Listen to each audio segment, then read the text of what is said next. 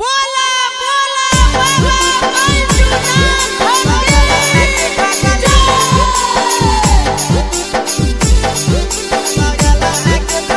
Mix by नंदन यादव।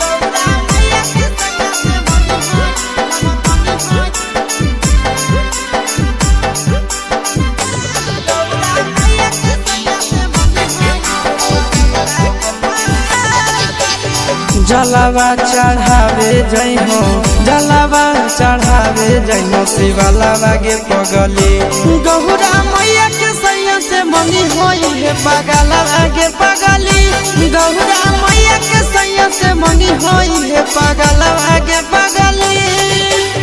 जलावा चढ़ावे जई हो, जलावा चढ़ावे जई हो, शिवलावा के पगली गहुरा मैया के सैया से मंगी होई है पगलावा के पगली गौरा मैया के सैया से मंगी होई है पगलावा के पगली।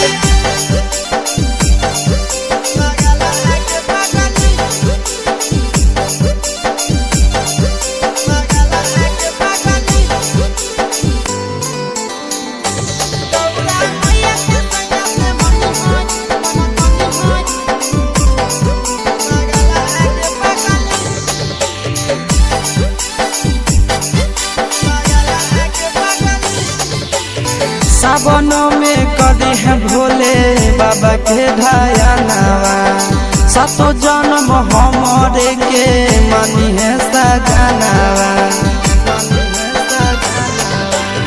सावनों में कदी है भोले बाबा के ढायानावा सतो जन्म हमरे के मनी है सजनावा।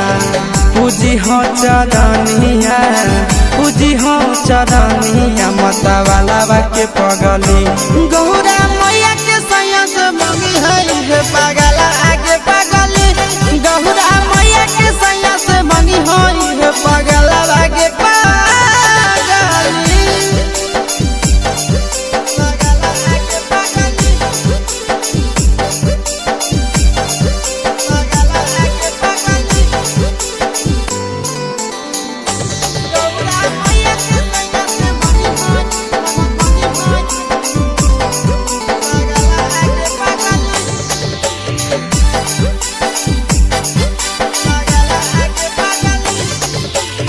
सावन के पहिला तो मारी भूखल रही हो, दिलावा के बतिया भोले बाबा जी से कही हो।